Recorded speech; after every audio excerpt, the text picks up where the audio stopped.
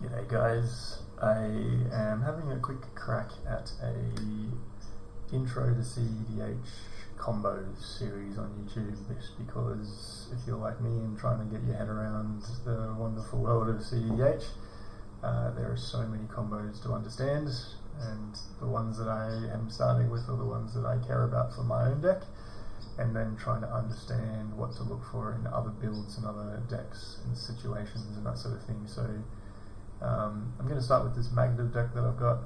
I'm really enjoying playing it, and it's because, in my own mind at least, if you're in red, there's a limited interaction that you have, and the thing I struggle most with is understanding when to interact and what to interact with in a CEDH scenario. That's just kind of come with more experience, but at least in a mono red build, mostly what I'm trying to do with this deck is win as quickly as possible, and usually do it in response to someone else trying to win, which is the fun part.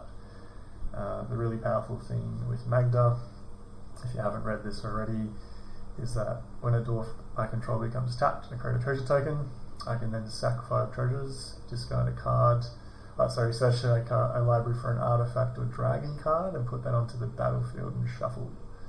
The really cool thing about this is that it's not a counterable thing. People can't interact with that once it's happening. So that's very strong. It means that whatever you're searching for enters the battlefield and is on the board, and that's a given. So that's why it's really powerful to do that in response to someone else trying to go for a win, because you can basically just pull the rug out from under them and win on top of their attempt to win. So you can do it all holding priority, and it's amazing. So let's see how we do it. If you get to a board state that looks like this, the things that we want, I'm looking here at the Magda and Clock of Omens with a Artifact Dwarf combo here. So Clock of Omens, if you're not familiar with it, I'll pull it up. Oops, I've clicked on it here. But this is the card. Tap 2 untapped artifacts you control, and you can untap a target artifact.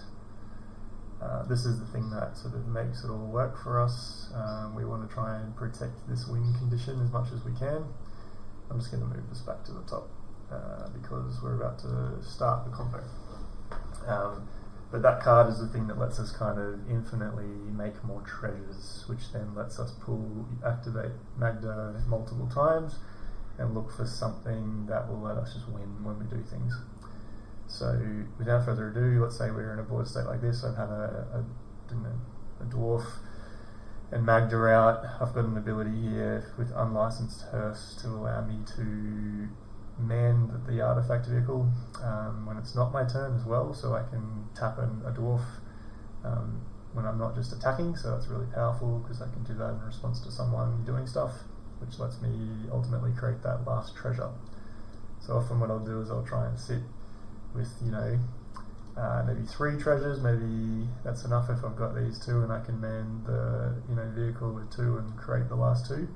But try not to present an obvious scenario where people are thinking I'm going to win. It's very hard to do. Everyone's always wary of Magda, but that's kind of the idea, where if you've got some protection or a way to keep yourself protected, all the better.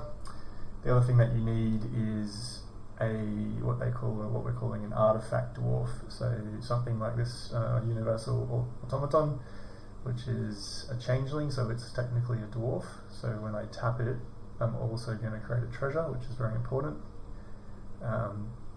And it's the thing that makes this all work, because it's an artifact. And if you remember what Clock of Omens said before, it says you may untap a target artifact creature when you tap another 2. So we're going to basically be looking to cycle this repeatedly and create a ton of treasures, kind of try and go infinite with our combo, and then use those treasures to cheat more nasty things on the board and burn people out, or produce a board state that will let us win on the spot. So let's try it. Let's say someone's going for their win condition. I am going to man my vehicle, so I'm going to tap these 2. Maybe I don't need to tap 1, but let's just, for this scenario, say we want an extra treasure just to be safe.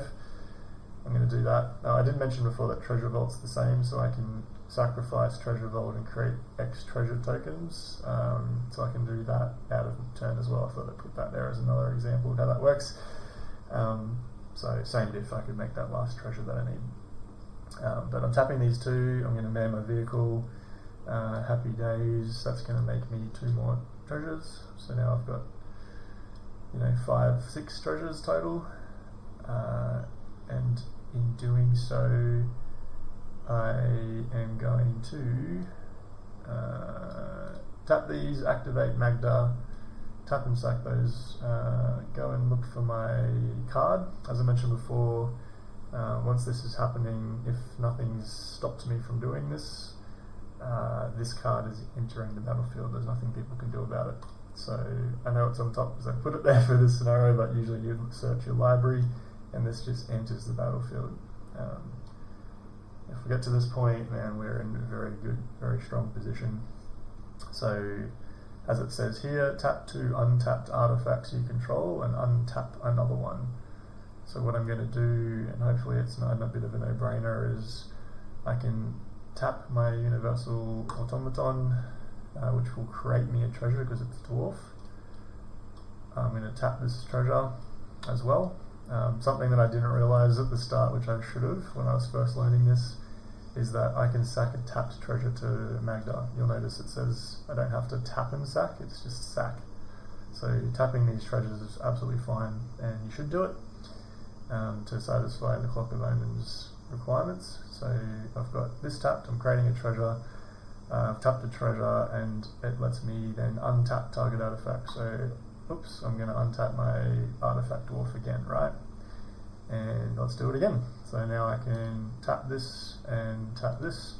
I create another treasure because I've done so, and we're off to the races, right? And then I can untap it again. So I continue to do this, and I'm cycling through.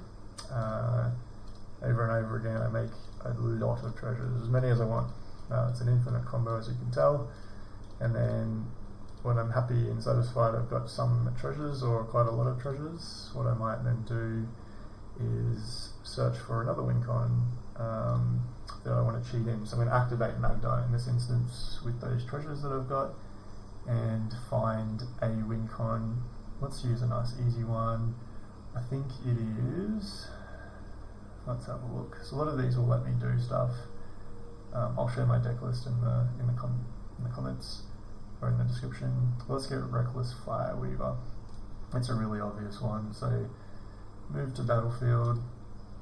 We'll go have a quick read of what it does. Whenever an artifact enters the battlefield under my control, Reckless Fireweaver deals 1 damage to each opponent.